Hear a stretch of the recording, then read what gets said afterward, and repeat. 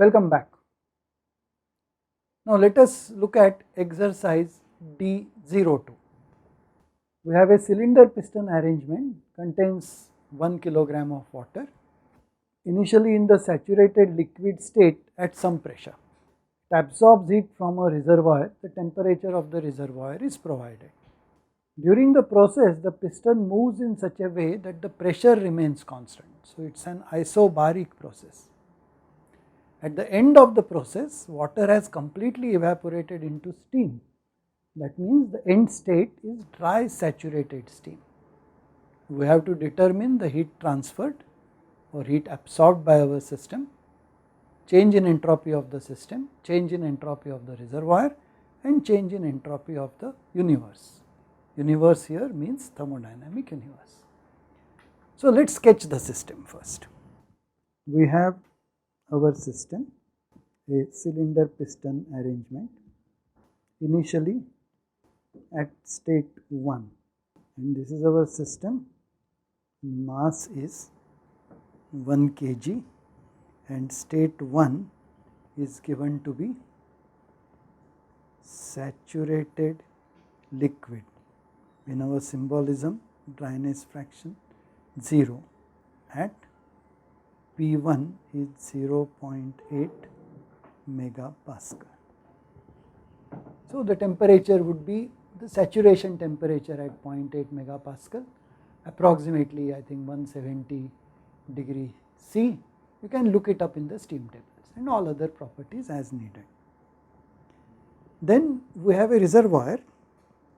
I will show it separately just for clarity, and the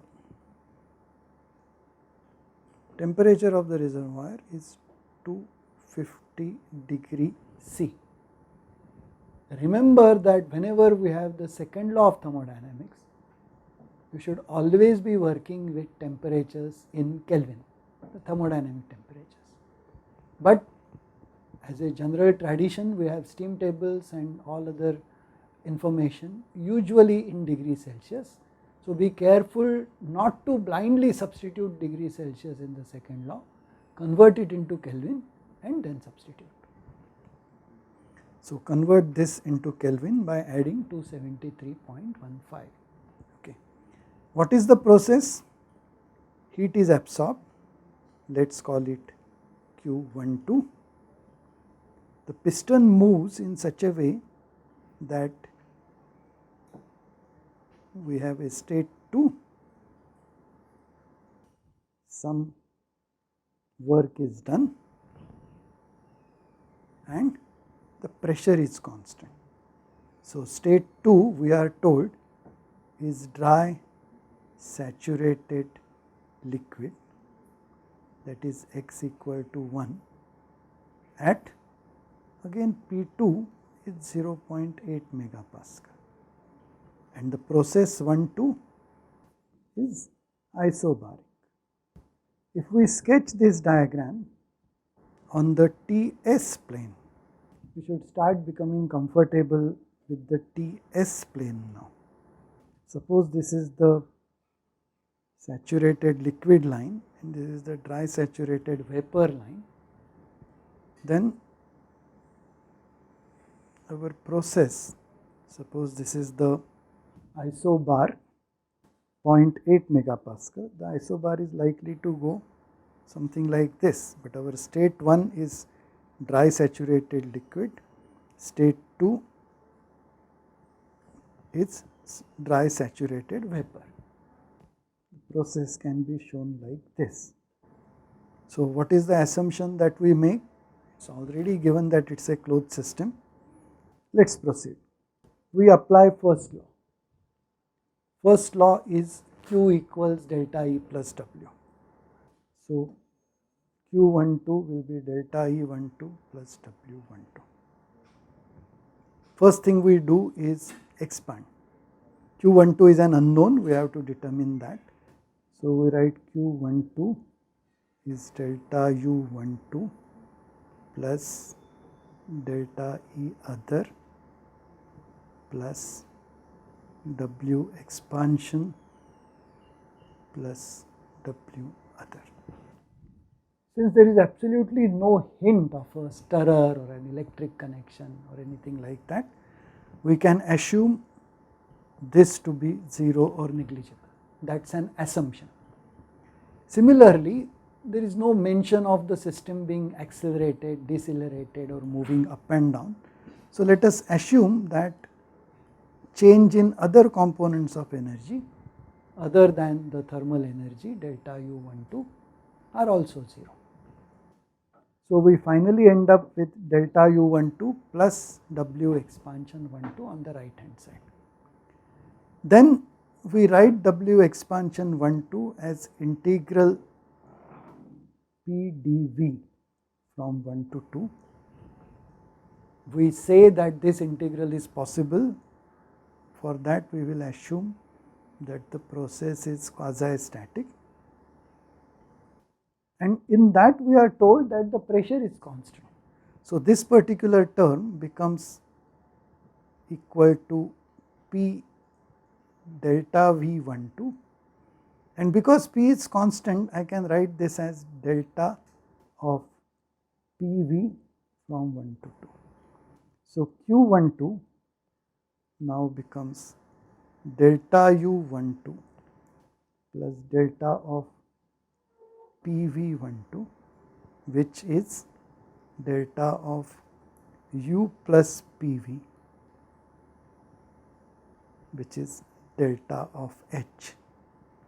Expanding this is mass of the system into change in the specific enthalpy, and since state 1 is saturated liquid, state 2 is dry saturated vapor, this delta H12 will be HFG as tabulated in our steam tables at 0.8 megapascal. So, this will be M into HFG, whereas HFG is to be evaluated at 0.8 megapascal. We are given that M is 1 kilogram, HFG is read off, and hence we can determine Q12. That is one part of the solution. Now, we are also asked to determine the change in entropy of the system and the change in entropy of the reservoir. Again, we notice here that the initial state is saturated liquid, the final state is dry saturated vapor. So, if we determine the change in entropy delta S12, this will be M into delta specific entropy 12, which will be M into SFG. Why SFG? That is only because 2 is dry saturated vapor and 1 is saturated liquid. And again, mass is given to be 1 kg, SFG is to be read off at 0.8 megapascal.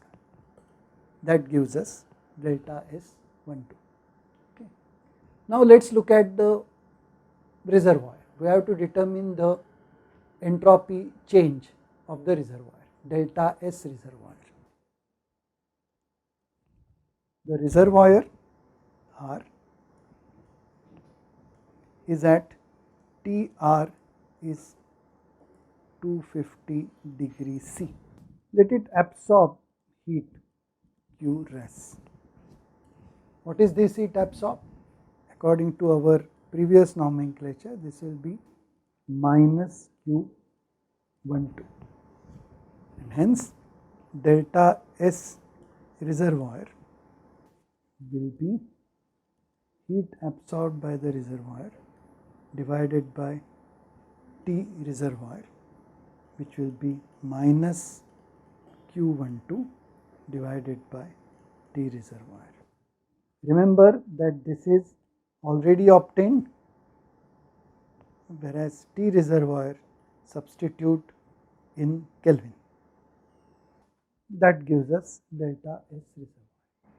And finally, if we assume that the thermodynamic universe is made up of system plus reservoir, assuming that thermally the system does not interact with any other system except the reservoir, and the reservoir also interacts only with our system and with nothing else, then this assumption is right, and then delta S of the thermodynamic universe will be delta S of the system, delta S12 plus delta S of the reservoir.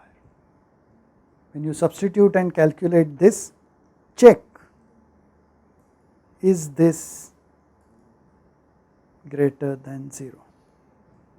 You will find that it is greater than 0, and I will leave it to you as a guess to determine what is the cause of this change in the entropy of the universe. If it is greater than 0, that means it is a possible irreversible process. Thank you.